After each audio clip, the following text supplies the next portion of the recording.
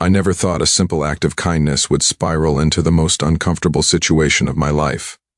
It all started on a Tuesday morning, the kind of morning that feels like any other. The sun peeking through the blinds, the smell of coffee brewing, and the distant sound of my husband getting ready for work. "Hey, Sarah," Mark called from the bedroom. "I'm heading out. Don't forget about Jacob's soccer practice after school." "I won't," I replied, sipping my coffee. "Have a good day at work." "Love you," he said, giving me a quick kiss before grabbing his briefcase and heading out the door. "Love you too," I called after him, listening to the familiar click of the front door closing. Mark and I had been married for 3 years. It was his second marriage, my first. He had a son from his previous marriage, Jacob, who was now 16. At first, I was nervous about becoming a stepmother, especially to a teenager. But Jacob had been surprisingly welcoming. He was a good kid, polite, respectful, and always kept to himself. We had a comfortable, if somewhat distant, relationship. As I finished my coffee, I heard Jacob's alarm go off upstairs. A few minutes later, I heard the shower start. I decided to start breakfast, pancakes, Jacob's favorite. By the time Jacob came downstairs, the kitchen was filled with the smell of freshly made pancakes and syrup. "Morning, Jacob," I said with a smile. "I made your favorite."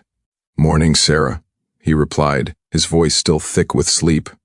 "Thanks." He sat down at the table, and I placed a stack of pancakes in front of him. "Sleep well?" I asked, sitting down across from him with my own plate. "Yeah," he said, pouring syrup over his pancakes. "Just have that big history test today. Kind of nervous." "You'll do great," I said encouragingly. "You studied hard for it." Jacob nodded but didn't say anything else. We ate in comfortable silence, which was pretty typical for our morning routine. After breakfast, Jacob cleared his plate and headed back upstairs to get ready for school. I cleaned up the kitchen, then went to get ready for my own day. I worked from home as a freelance graphic designer, so my schedule was pretty flexible. I decided to start with some yoga to clear my mind before diving into work. I laid out my yoga mat in the living room, put on some calming music, and started my routine. Downward dog, warrior pose, child's pose. I moved through the familiar poses, feeling my muscles stretch and relax. I was so focused on my breathing and movements that I didn't hear Jacob come downstairs. "Hey, Sarah," he said, making me jump. "Oh, hey, Jacob," I said, straightening up from a forward bend. "You scared me." "Sorry," he said, not looking directly at me. "I was just heading out, just wanted to say bye." "Okay," I said, smiling. "Have a good day at school. Good luck on your test." "Thanks," he said, then hesitated for a moment. You look really flexible." I laughed, not thinking much of it. "Years of practice, I guess." "Yeah," he said, his eyes flicking down my body before quickly looking away. "Well, I should go. Don't want to be late." "Okay," I said, still smiling. "See you after school." He nodded and headed out the door. I watched him go, then shrugged and went back to my yoga routine. It wasn't until later that I would realize the significance of that brief interaction. The rest of the day passed uneventfully. I worked on a few design projects, did some laundry, and picked up groceries. Around 3 p.m., I got a text from Mark saying he'd be working late and wouldn't be home for dinner. I replied that I'd pick up Jacob from soccer practice and we could have dinner together. Soccer practice was at the high school field, about a 15-minute drive from our house. I arrived a few minutes early, finding a spot in the nearly empty parking lot. I watched the team run drills, my eyes easily finding Jacob. He was a good player, fast, agile, and seemingly tireless. As practice wound down, I got out of the car and leaned against the hood, enjoying the late afternoon sun. The other parents started to arrive, and soon the parking lot was filled with the sounds of car doors opening and closing, and the cheerful chatter of teenagers. Jacob spotted me and jogged over, his face flushed from exertion.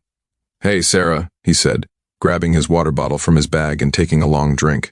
"Hey," I replied, ruffling his hair. "Good practice?" "Yeah," he said, shrugging. "It was okay. Coach is really pushing us for the game on Friday." "You'll do great," I said, echoing my words from the morning. "You always do." He smiled, a genuine, warm smile that made his eyes crinkle at the corners. "Thanks." We stood in comfortable silence for a moment, watching the other players and parents disperse. "Your dad texted," I said. "He's working late, so it'll just be us for dinner." "Oh," Jacob said, his expression unreadable. "Okay, what are you thinking?" "I was thinking we could order pizza," I suggested. My treat. Sounds good, he said, his smile returning. Can we get extra cheese? Of course, I laughed. What kind of pizza would be complete without extra cheese? Jacob laughed too, and we headed to the car. The drive home was filled with easy conversation about school, soccer, and the upcoming game. It was one of those moments that made me feel like we were truly becoming a family. We ordered pizza and settled in the living room to watch a movie while we waited for it to arrive. Jacob chose an action movie, of course, and we debated over which one to watch. We finally settled on a recent superhero movie that neither of us had seen. As the movie started, I noticed Jacob sitting a little closer to me than usual. I didn't think much of it. The couch was big, but it was also comfortable, and we tended to gravitate towards the middle when we watched movies together. Halfway through the movie, the doorbell rang. Pizza was here. I'll get it, Jacob said, jumping up from the couch. Thanks, I replied, pausing the movie. He returned a moment later with the pizza box and a bottle of soda. We ate in comfortable silence, our attention focused on the movie. As we finished eating, I noticed Jacob's arm resting on the back of the couch, just behind my shoulders. Again, I didn't think much of it. It was a natural position, and we were both absorbed in the movie, but then I felt his fingers lightly brush against my shoulder. It was a fleeting touch, so light I might have imagined it. I glanced at him out of the corner of my eye, but his attention was still on the screen. I turned back to the movie, telling myself I was overthinking things. A few minutes later, it happened again. This time, his fingers lingered for a moment before pulling away. My heart started to beat a little faster. This was new. This was unexpected. I decided to ignore it, to focus on the movie and pretend it hadn't happened. But as the movie progressed, the touches became more frequent, more deliberate. A light caress of my shoulder, a gentle stroke of my arm. Each touch sent a jolt through me, a mix of confusion and discomfort. I didn't know how to react. Part of me wanted to confront him, to ask what he was doing, but another part of me was afraid. Afraid of making a scene, of damaging our relationship, of misinterpreting his intentions. Maybe he didn't realize what he was doing. Maybe it was just a subconscious action, a sign of affection that didn't mean anything more. So I stayed silent, my body tense, my mind racing. I tried to focus on the movie, but it was hard to concentrate with the constant unsettling touches. Finally, the movie ended. The credits rolled, but neither of us moved. Jacob's hand was still resting on the back of the couch, his fingers just inches from my shoulder. That was good, he said, his voice breaking the silence. Yeah, I replied, my voice a little shaky. It was. We sat in silence for another moment, then I stood up, needing to put some distance between us. Well, I should clean up, I said, gathering the pizza box and soda cans. It's getting late. You have school tomorrow. Right, Jacob said, standing up too. I should probably head to bed. Okay, I said, avoiding his gaze. Good night, Jacob. Good night, Sarah, he replied, his voice soft. I watched him go upstairs, then let out a breath I didn't realize I'd been holding. I cleaned up the living room, my mind replaying the events of the evening. The touches, the lingering glances, the way he'd sat so close to me. It all seemed so clear now, so obvious in retrospect. I went to bed that night with a heavy heart, a knot of unease tightening in my stomach. I didn't know what to do, how to handle this new, uncomfortable dynamic. All I knew was that things had changed, and I wasn't sure they would ever go back to the way they were. The next morning, I woke up with a sense of dread. I didn't want to face Jacob, didn't want to navigate the awkwardness that now hung between us, but I knew I couldn't avoid him forever. I got out of bed and got dressed, my movements slow and deliberate. I went downstairs, bracing myself for the encounter. Jacob was already in the kitchen, pouring himself a bowl of cereal. He looked up as I entered, a small, hesitant smile on his face. Morning, Sarah, he said. Morning, Jacob, I replied, my voice tight. I started making coffee, my back to him. I could feel his eyes on me, and it made my skin crawl. Sleep well? He asked, his tone casual. Fine, I replied, not turning around. You? Yeah, he said. I was thinking about the movie last night. It was really good. Yeah, I agreed, my heart starting to pound. It was.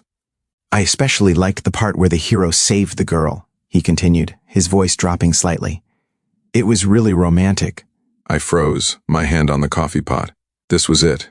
He was bringing it up, testing the waters. I had to say something to set a boundary. Jacob, I said, turning to face him. About last night. Yeah? He asked, his eyes wide with innocence. I think there might have been a misunderstanding, I said, choosing my words carefully. I'm your stepmother. Our relationship it's important to me, but it's a specific kind of relationship, a family relationship. His smile faltered, his expression clouding with confusion. What do you mean? I said, taking a deep breath. The way you were touching me during the movie, it made me uncomfortable. It's not appropriate. Jacob's face flushed, his eyes dropping to the floor. Oh, he said, his voice barely a whisper. I didn't mean to make you uncomfortable. I don't know, I'm sorry. I know you didn't mean to, I said, my voice softening. But it's important that we're clear about these things. We're family, Jacob, that's all. Right, he said, still not looking at me. Family, I get it. We stood in awkward silence for a moment, the unspoken tension thick in the air. I should get ready for school, he said, finally looking up. His eyes were red, as if he was fighting back tears. Okay, I said, my heart aching for him. Have a good day. He nodded, then quickly left the kitchen. I listened to him run up the stairs, the sound echoing in the silence. I let out a long breath, my hands shaking. I had done the right thing, I told myself. I had set a boundary, but it didn't feel good. It felt awful. The rest of the day was a blur. I tried to work, but I couldn't focus. My mind kept replaying the conversation, the look on Jacob's face. I felt guilty, as if I had hurt him, even though I knew I had done what was necessary. Mark came home around 6 p.m., his face tired but his smile warm. Hey, Sarah, he said, dropping his briefcase by the door. How was your day? It was okay, I replied, forcing a smile. How was yours? Long, he said, sighing. But it's over now. Where's Jacob? In his room, I said. He's been up there since he got home from school. Mark looked at me, his expression concerned. Everything okay? I hesitated, then decided to tell him. I couldn't keep this to myself anymore. Can we talk? I asked, leading him into the living room. Something happened last night. I told him everything, the movie, the touches, the conversation that morning. I watched his face as I spoke, his expression shifting from confusion to concern, then to anger. He what? He asked, his voice low and dangerous. Mark, please, I said, placing a hand on his arm. I handled it. I talked to him this morning. I don't think he meant any harm. I think he's just confused. Confused? Mark repeated, his voice rising.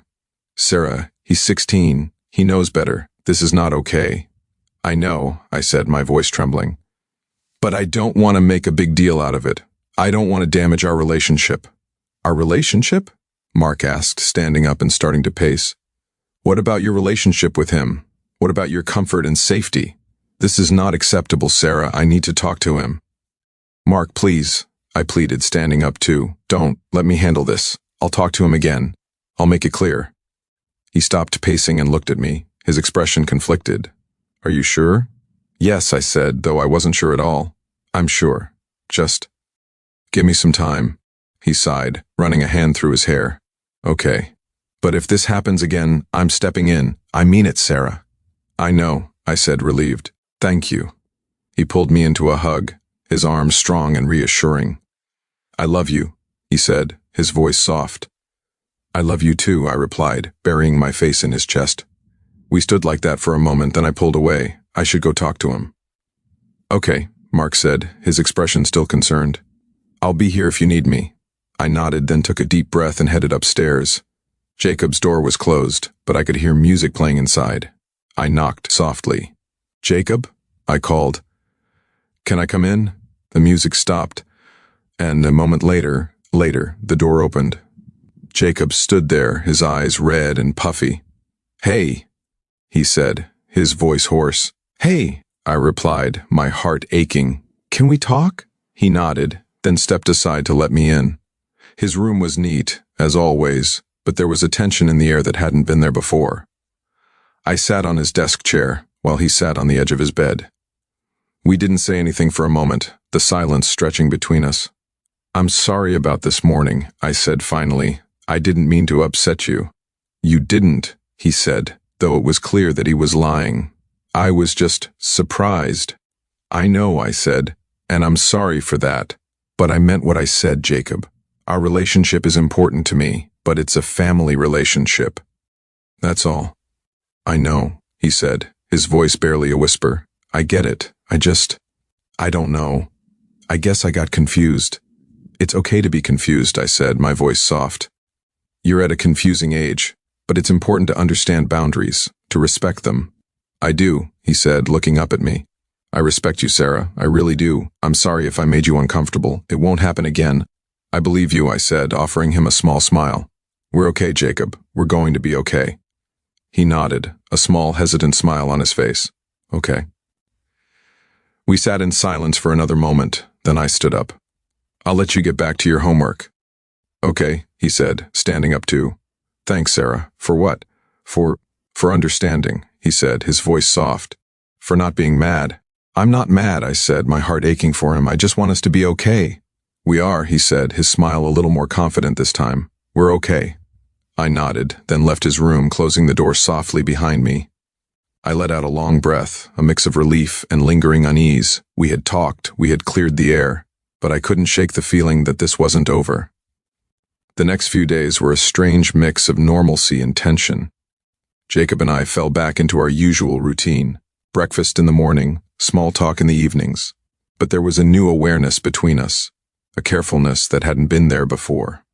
He kept his distance, both physically and emotionally, and I found myself doing the same. Mark watched us both, his expression concerned, but he didn't say anything. He had given me the space to handle this, and I was grateful for that. But I also felt the weight of his unspoken questions, his silent worry. Friday night was Jacob's big soccer game. Mark and I went, of course, sitting in the bleachers with the other parents. The game was intense, a close match that had everyone on the edge of their seats. Jacob played his heart out, scoring the winning goal in the final minutes of the game. As the crowd erupted in cheers, I found myself jumping to my feet, my heart swelling with pride. I had always been proud of Jacob, but in that moment, seeing him so happy, so triumphant, I felt a surge of love for him that was overwhelming. After the game, we met him on the field. He was flushed and sweaty, but his eyes were bright with excitement. You were amazing, I said, pulling him into a hug. That goal was incredible. Thanks, he said, hugging me back. I couldn't have done it without you guys. We're always here for you, Mark said, clapping him on the back. Proud of you, son. Jacob beamed, his happiness infectious. We celebrated with ice cream, then headed home, the car filled with laughter and conversation. It felt like old times, like the awkwardness of the past week had never happened. But as we pulled into the driveway, Jacob's phone buzzed. He pulled it out, his expression shifting as he read the message. Everything okay? I asked, turning off the car. Yeah, he said, though his tone was less than convincing. It's just a friend. Mark and I exchanged a glance, but didn't press him. We went inside, the mood slightly dampened by the mysterious message. I'm going to take a shower, Jacob said, heading upstairs. I'll be down in a bit. Okay, I said, watching him go.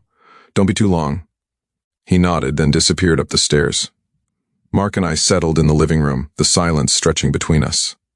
What do you think that was about? I asked, my voice low. I don't know, Mark replied, his expression concerned. But I have a bad feeling. I nodded, my own unease growing.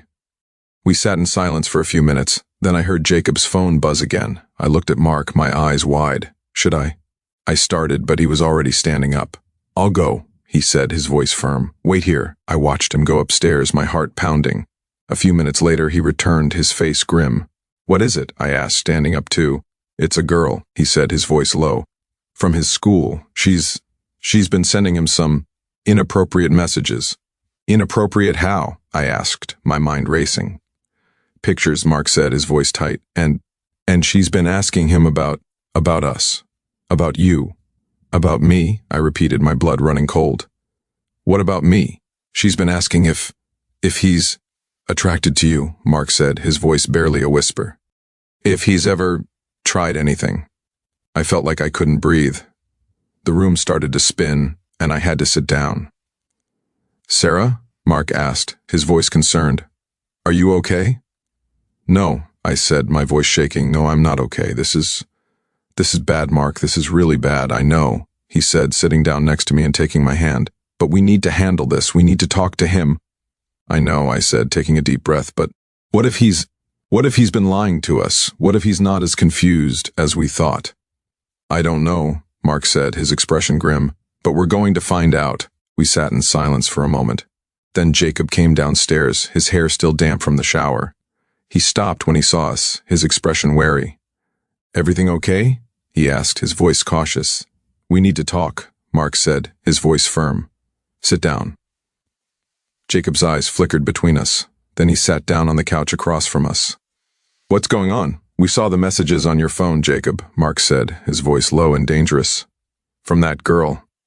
Jacob's face flushed, his eyes dropping to the floor. Oh, Mark repeated, his voice rising. That's all you have to say? After everything we talked about, after the boundaries we set, you're, what? Discussing Sarah with some girl from your school? It's not like that, Jacob said, his voice shaking. She's been asking questions. I didn't know what to say. What kind of questions, Jacob? I asked, my voice trembling. What did she ask? He hesitated, then looked up at me, his eyes filled with tears. She asked if I thought you were attractive, if I ever fantasized about you. I felt like I had been punched in the stomach. I looked at Mark, his expression a mix of anger and disbelief. And what did you say? Mark asked, his voice dangerously quiet. I didn't answer, Jacob said, his voice barely a whisper. I told her it was none of her business. I blocked her. I looked at him, my mind racing. Was he telling the truth? Or was this just another lie, another attempt to manipulate the situation? Sarah, Mark said, turning to me. What do you want to do? I looked at Jacob, at the tears streaming down his face, at the genuine fear in his eyes. And I made a decision. I believe him, I said, my voice firm. I believe he didn't answer. I believe he blocked her. Sarah, you can't be serious, Mark said, his expression incredulous. After everything, I am serious, I said, turning to face him. He's a 16-year-old boy, Mark. He's dealing with hormones and peer pressure and us. He's confused. But he's also trying. He's trying to do the right thing. And I think we need to give him the benefit of the doubt. Mark looked at me, his expression conflicted, then at Jacob, who was watching us with wide, hopeful eyes. Okay, he said finally, his voice soft. Okay. But this is it, Jacob. No more secrets. No more lies. We're a family. We need to be able to trust each other. I know, Jacob said, his voice thick with emotion. I'm sorry. I really am. I know you are, I said, standing up and walking over to him. I pulled him into a hug, his body tense at first, then relaxing into my embrace. We're going to be okay, Jacob. We're going to get through this. He nodded, his face buried in my shoulder. I held him for a moment, then pulled away, offering him a small smile. Now, I said, my tone lighter, how about we celebrate that amazing goal with some more ice cream? Jacob laughed, a genuine, happy laugh that filled the room. I'd like that. Mark smiled too, the tension finally breaking. I'd like that too. We went to the kitchen, the mood lighter, the air cleared. As we scooped ice cream into bowls, I felt a sense of hope. We had faced a difficult situation, a test of our family's strength. And we had come out stronger, more united. But as I watched Jacob laugh at something Mark said, I couldn't shake the feeling that this wasn't over. That there were still challenges ahead, still boundaries to be tested. But for now, in this moment, we were okay. We were a family, and that was enough. The next few weeks passed in a strange kind of peace. Jacob and I fell back into our routine, but there was a new level of openness between us, a new understanding. We talked more about school, about soccer, about his friends. He even asked me for advice on how to handle the girl who had been sending him the messages, and I did my best to guide him, to help him navigate the complicated world of teenage relationships. Mark watched us both, his expression a mix of relief and lingering concern. He had given me the space to handle this, to trust my instincts, and I was grateful for that. But I also knew that he was still worried, still on edge. One afternoon, I was working in my office when Jacob knocked on the door. Hey, Sarah, he said, his voice hesitant. Can I talk to you for a minute? Of course, I said, gesturing for him to come in. What's up? He sat down in the chair across from my desk, his hands fidgeting in his lap. It's about the girl from school, the one who was sending me messages. What about her? I asked, my heart starting to pound. She's been spreading rumors, he said, his voice barely a whisper. About me, about us. What kind of rumors? I asked, my blood running cold. She's telling people that That I have a crush on you, he said, his face flushing with embarrassment. That I said I wanted to be with you. I felt like I couldn't breathe. The room started to spin, and I had to grip the edge of my desk to steady myself. Jacob, I said, my voice shaking. Is this true? Did you say these things? No, he said, his eyes wide with panic. Of course not. I would never. I swear, Sarah, I didn't say anything. She's making it up. Because I blocked her. Because I wouldn't play along. I looked at him, at the genuine fear and desperation in his eyes, and I believed him. I believed he was telling the truth. Okay, I said, taking a deep breath. Okay, I believe you. Thank you, he said, his voice thick with emotion. I didn't know who else to talk to. I didn't want to worry Dad. You can always talk to me, Jacob, I said, my voice soft. Always. We're going to figure this out. Together. He nodded, a small, grateful smile on his face. Okay. We sat in silence for a moment, then I stood up. I think we need to talk to your dad. He needs to know what's going on. Jacob's face paled, but he nodded. Okay. We went downstairs where Mark was watching TV in the living room. He looked up as we entered, his expression curious. Everything okay? He asked, his eyes flicking between us.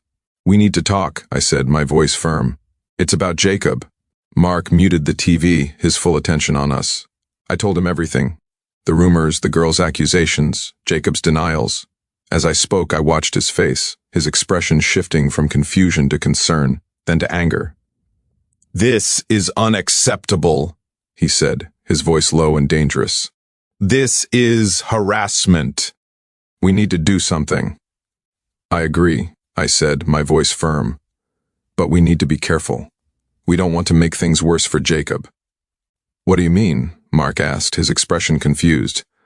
I mean, I said, choosing my words carefully, if we make a big deal out of this, if we go to the school, it could draw more attention to the rumors.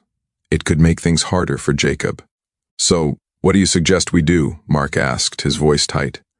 Just let her get away with this? No, I said, shaking my head, of course not. But maybe we can handle this quietly. Maybe we can talk to her parents.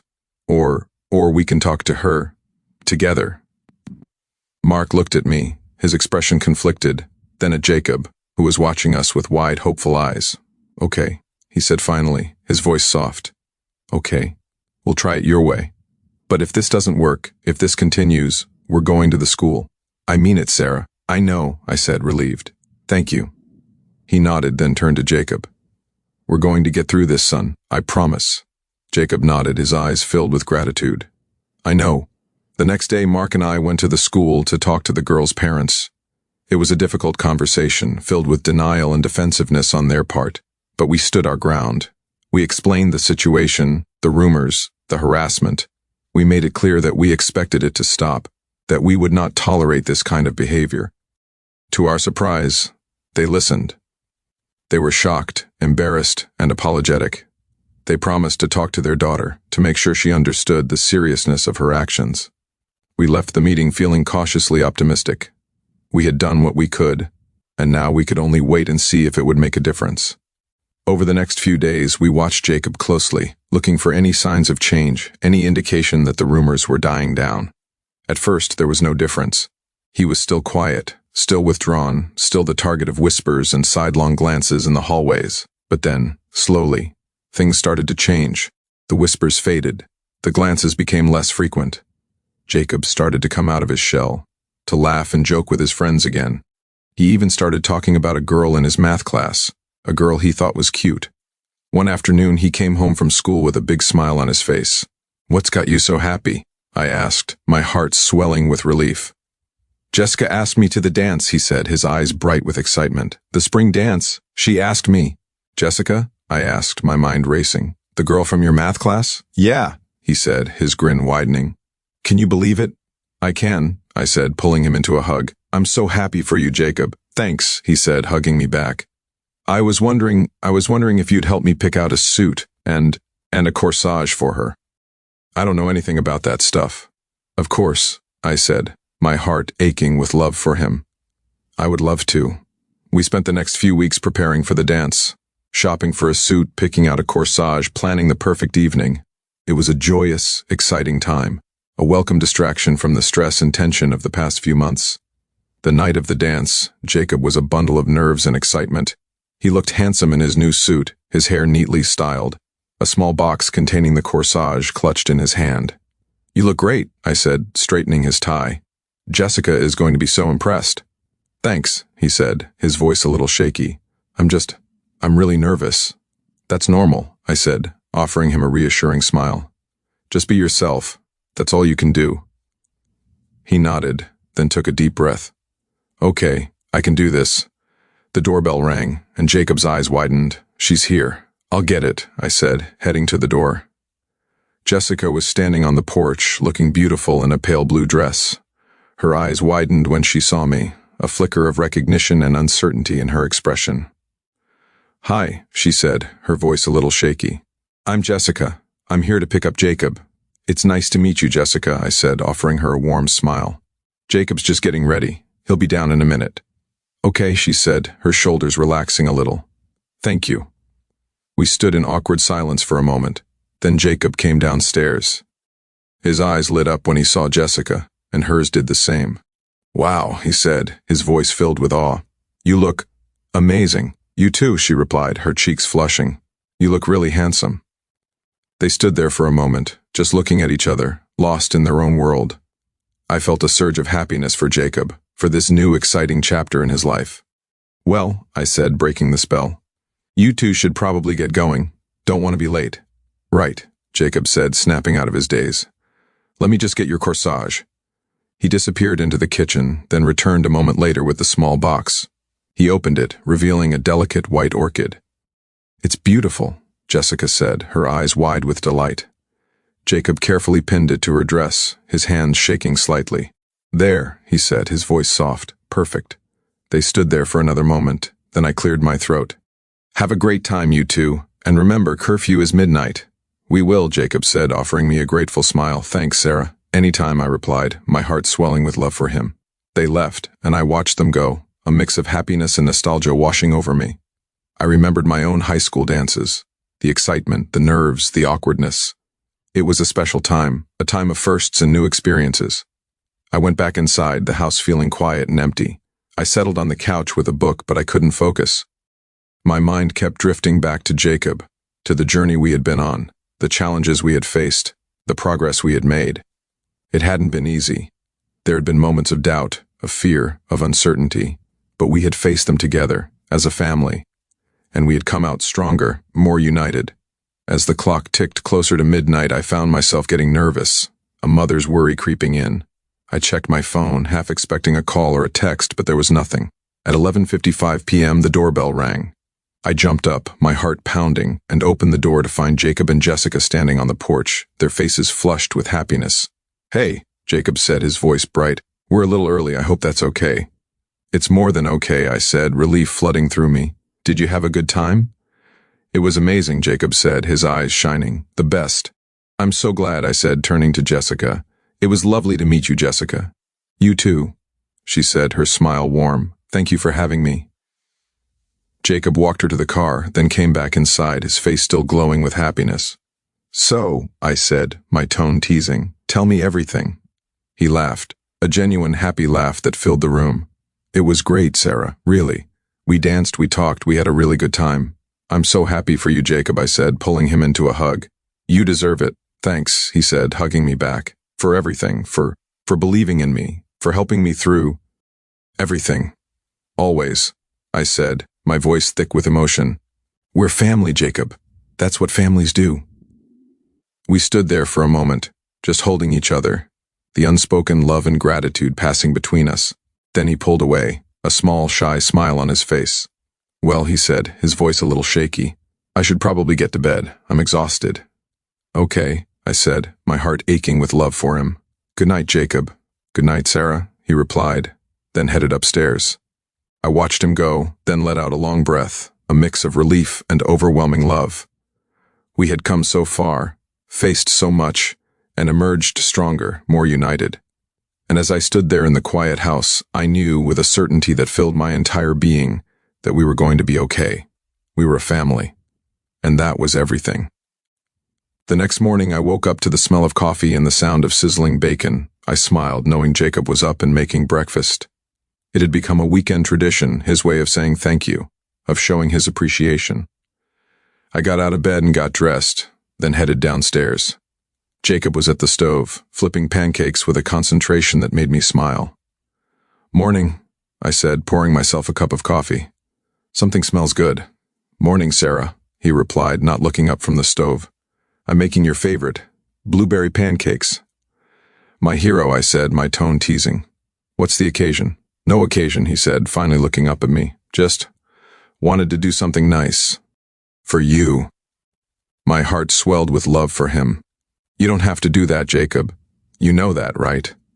"I know," he said, his expression serious. "But I want to. You've done so much for me, for us. I want to show you how much I appreciate it." "You do," I said, my voice thick with emotion. "Every day. You show me every day." He smiled, a small, shy smile that made my heart ache. "Well, I'm going to show you with pancakes, and bacon, and orange juice." "Sounds like a feast," I said, my smile widening. "I can't wait." We ate breakfast in the comfortable silence that had become our norm, the air filled with the sounds of forks scraping against plates, and the occasional sip of coffee. It was a peaceful, domestic moment, a snapshot of the life we had built together. As we finished eating, Jacob cleared his plate, then hesitated for a moment. "Sarah?" he said, his voice a little hesitant. "Yeah?" I replied, looking up at him. There's something I wanted to talk to you about," he said, his expression serious. "Something important." My heart started to pound, a familiar knot of unease tightening in my stomach. "Okay," I said, my voice a little shaky. "What's up?" He sat back down at the table, his hands fidgeting in his lap. It's about the future, my future." "Okay," I said, my relief palpable. "What about it?" "I've been thinking about college," he said, his eyes focused on the table. "About where I want to go, what I want to study." "That's great, Jacob," I said, my smile genuine. "Have you decided on anything?" "Not yet," he said, shaking his head. "But I've been looking at a few schools with good soccer programs, and good art programs." "Art programs?" I asked, my surprise evident. "I didn't know you were interested in art." "I am," he said, looking up at me, his eyes bright with excitement. "I've been taking a class at school, and I've been practicing on my own. I even made something for you." He reached into his backpack and pulled out a small, flat package wrapped in brown paper. He slid it across the table, his expression a mix of nervousness and pride. I unwrapped it carefully, my hands shaking slightly. Inside was a small framed drawing. It was a portrait of me, done in charcoal, my face turned slightly to the side, a small knowing smile on my lips. It was beautiful, detailed, and incredibly lifelike. "Jacob," I said, my voice thick with emotion, This is amazing, really?" he asked, his eyes wide with hope. "You like it?" "I love it," I said, my heart swelling with love and pride. "It's the best gift anyone has ever given me." He beamed, his happiness infectious. "I'm so glad. I wanted to do something special, to show you how much you mean to me." "You don't have to do that, Jacob," I said, my voice trembling. "Just being your stepmom, being a part of your life, that's the best gift I could ever ask for." He reached across the table and took my hand, his touch warm and reassuring. "I feel the same way, Sarah. I really do." We sat there for a moment, our hands joined, the unspoken love and gratitude passing between us. Then he pulled away, a small, shy smile on his face. "Well," he said, his voice a little shaky, "I should probably clean up. I have a lot of homework to do." "Okay," I said, my heart aching with love for him. "Don't work too hard." "I won't," he said, standing up and gathering the plates. "Thanks, Sarah, for everything." "Always," I replied, my voice soft. "We're family, Jacob. That's what families do." He smiled, then headed to the kitchen, leaving me alone with my thoughts and the beautiful drawing. I looked at it, at the careful lines, the subtle shading, the way he had captured my essence, my spirit. It was more than a drawing, it was a testament to our journey, a symbol of the love and trust we had built. And as I sat there, the morning sun streaming through the windows, I knew, with a certainty that filled my entire being, that we were going to be okay. We were a family, and that was everything. The next few months passed in a blur of activity and excitement. Jacob threw himself into his art, spending hours in his room, sketching and painting, his talent growing by leaps and bounds.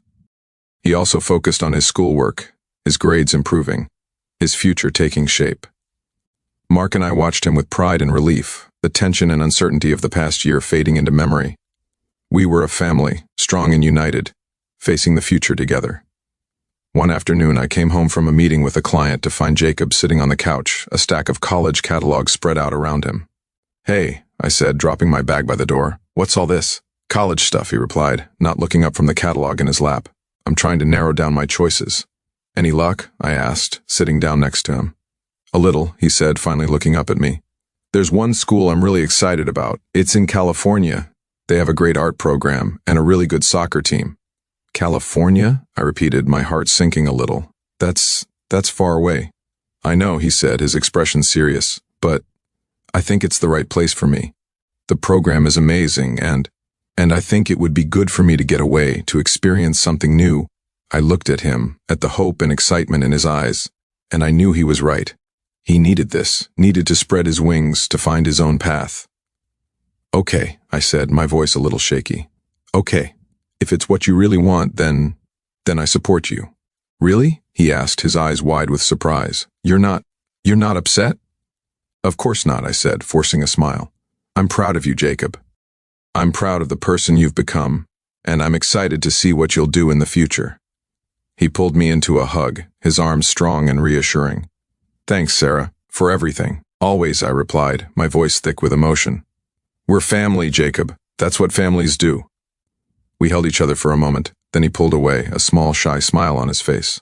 "Well," he said, his voice a little shaky, "I should probably finish my homework. I have a lot to do." "Okay," I said, my heart aching with love and a little bit of sadness. "Don't work too hard." "I won't," he said, gathering his catalogs and heading upstairs. "Thanks, Sarah. Any time," I replied, my voice soft. I watched him go, then let out a long breath, a mix of pride and sadness washing over me. He was growing up, moving on, and I was happy for him, truly. But a part of me would miss him, would miss the daily presence, the easy companionship, the love that had become such a central part of my life. But I knew this was the way of things. Children grow up, they leave the nest, and parents, even step-parents, have to let them go. It was a bittersweet reality, a necessary part of life. And as I sat there, the house quiet and still, I knew, with a certainty that filled my entire being, that we would be okay. We were a family, and no matter the distance, no matter the changes, that would never change. That was everything. The next few months were a whirlwind of applications, visits, and decisions. Jacob applied to a handful of schools, but his heart was set on the one in California. He visited the campus, came back buzzing with excitement, and waited anxiously for the acceptance letter. When it finally arrived, he tore it open with shaking hands, his eyes scanning the page, his face breaking into a wide, triumphant grin. "I got in," he yelled, waving the letter in the air. "I got in!" Mark and I hugged him, our hearts swelling with pride and happiness. He had done it. He had taken the first step on his new journey, and we were there to cheer him on. The summer passed in a blur of preparations, shopping for dorm supplies, packing boxes, saying goodbye to friends. It was a bittersweet time, a mix of excitement and sadness, of looking forward and looking back. The day we drove him to college was one of the hardest days of my life. We loaded up the car, the back seat and trunk filled with boxes and bags, and headed out. The mood a mix of excitement and melancholy. The drive was long, the conversation easy but tinged with an underlying sadness.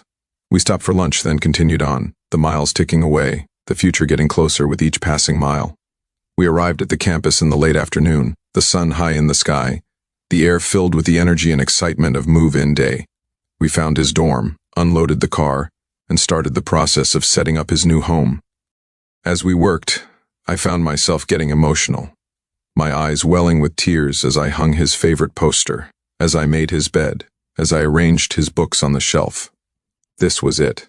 This was the beginning of his new life, the start of his independence. Once his room was set up, we stood there for a moment, the three of us, the unspoken love and pride passing between us.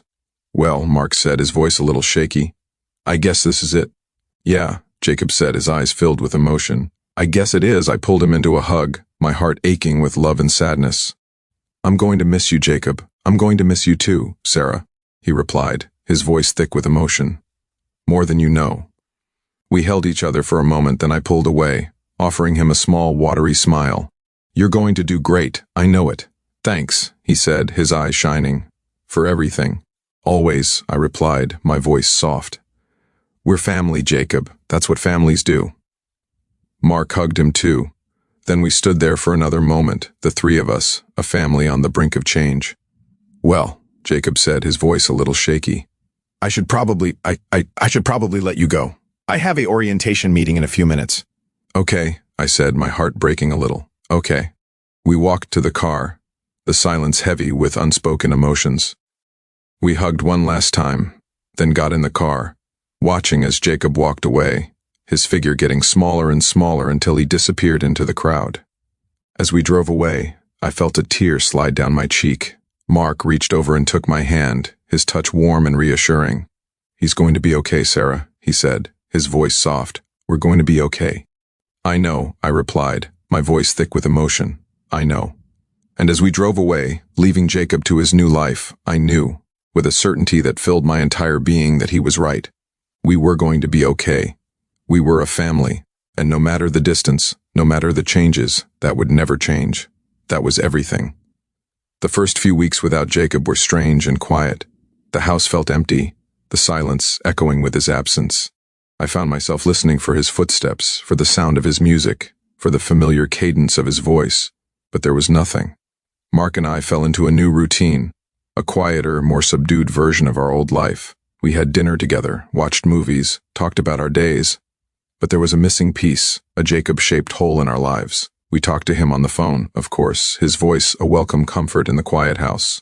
He told us about his classes, his new friends, his soccer practices.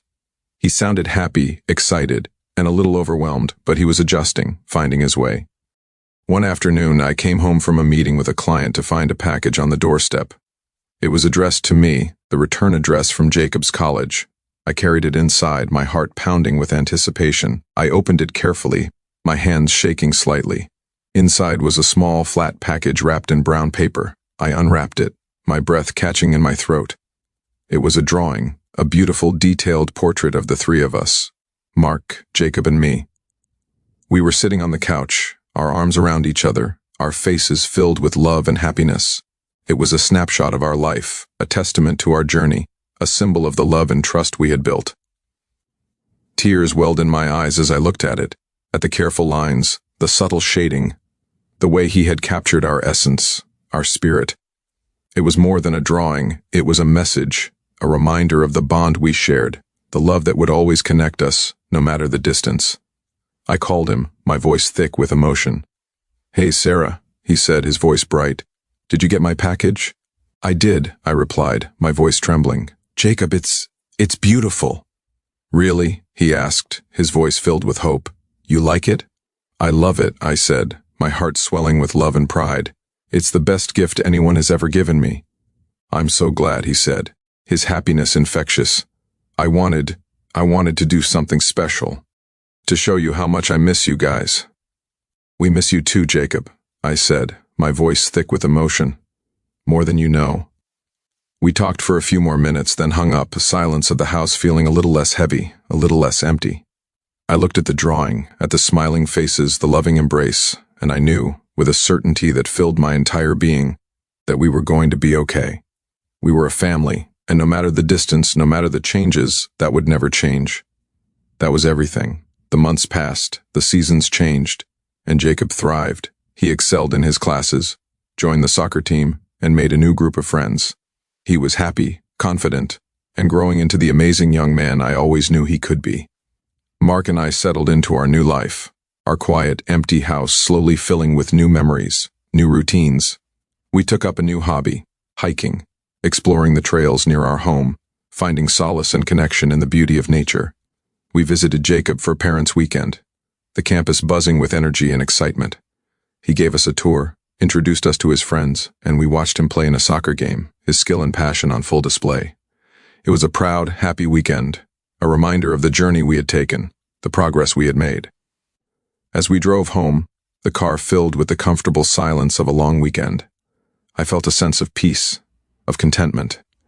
We had faced challenges, navigated difficult waters, but we had come out stronger, more united. We were a family, and that was everything. One afternoon I came home from a hike with Mark to find another package on the doorstep. It was from Jacob, the return address familiar and welcome. I carried it inside, my heart pounding with anticipation. I opened it carefully, my hands shaking slightly. Inside was a small, flat package wrapped in brown paper. I unwrapped it, my breath catching in my throat. It was a drawing, a beautiful, detailed portrait of me. I was sitting on the couch, a book in my lap, a small, knowing smile on my lips. It was a familiar pose, a familiar expression, but there was something new in my eyes, a depth, a wisdom, a strength that hadn't been there before. Tears welled in my eyes as I looked at it, at the careful lines, the subtle shading, the way he had captured my essence, my spirit. It was more than a drawing, it was a message, a reminder of the journey we had taken, the love and trust we had built, the person I had become. I called him, my voice thick with emotion. "Hey Sarah," he said, his voice bright, "did you get my package?" "I did," I replied, my voice trembling. "Jacob, it's beautiful." "Really?" he asked, his voice filled with hope. "You like it?" "I love it," I said, my heart swelling with love and pride. "It's the best gift anyone has ever given me." "I'm so glad," he said, his happiness infectious. I wanted to do something special, to show you how much you mean to me, how much you've changed my life." "You've changed mine too, Jacob," I said, my voice thick with emotion. "More than you know." We talked for a few more minutes, then hung up, the silence of the house feeling a little less heavy, a little less empty. I looked at the drawing, at the smiling face, the knowing expression, and I knew, with a certainty that filled my entire being, that we were going to be okay. We were a family, and no matter the distance, no matter the changes, that would never change. That was everything. The years passed, the seasons changed, and Jacob continued to thrive. He graduated with honors, got a job at a prestigious art gallery, and started building his own life, his own future. Mark and I grew older, our love deepening, our bonds strengthening. We traveled, explored new places, and found joy in the simple pleasures of life. A quiet dinner, a beautiful sunset, a long walk on the beach. We visited Jacob often, our trips to California a highlight of our year. We watched him grow, succeed, and find his own happiness, and we were proud, so proud, of the amazing young man he had become. One afternoon, I came home from a walk on the beach to find a package on the doorstep. It was from Jacob, the return address familiar and welcome. I carried it inside, my heart pounding with anticipation. I opened it carefully, my hands shaking slightly. Inside was a small, flat package, wrapped in brown paper. I unwrapped it, my breath catching in my throat. It was a drawing, a beautiful, detailed portrait of the two of us, Jacob and me. We were sitting on the couch, our arms around each other, our faces filled with love and happiness. It was a familiar pose, a familiar expression, but there was something new in our eyes, a depth, a wisdom, a strength that hadn't been there before. Tears welled in my eyes as I looked at it, at the careful lines, the subtle shading, the way he had captured our essence, our spirit. It was more than a drawing, it was a message, a reminder of the journey we had taken, the love and trust we had built, the people we had become. I called him, my voice thick with emotion. "Hey Sarah," he said, his voice bright, "did you get my package?" "I did," I replied, my voice trembling. "Jacob, it's beautiful." "Really?" he asked, his voice filled with hope. "You like it?" "I love it," I said, my heart swelling with love and pride. "It's the best gift anyone has ever given me." "I'm so glad," he said, his happiness infectious. I wanted to do something special, to show you how much you mean to me, how much you've changed my life." "You've changed mine too, Jacob," I said, my voice thick with emotion. "More than you know." We talked for a few more minutes, then hung up, the silence of the house feeling a little less heavy, a little less empty. I looked at the drawing, at the smiling faces, the loving embrace, and I knew, with a certainty that filled my entire being, that we were going to be okay. We were a family, and no matter the distance, no matter the changes, that would never change. That was everything. As I stood there, the afternoon sun streaming through the windows, I thought back to the beginning, to the awkward, uncertain days of our new family. I thought about the challenges we had faced, The boundaries we had tested, the love we had built. It hadn't been easy. There had been moments of doubt, of fear, of uncertainty. But we had faced them together, as a family. And we had come out stronger, more united. I looked at the drawing, at the smiling faces, the loving embrace, and I knew, with a certainty that filled my entire being, that we were going to be okay. We were a family. And that was everything.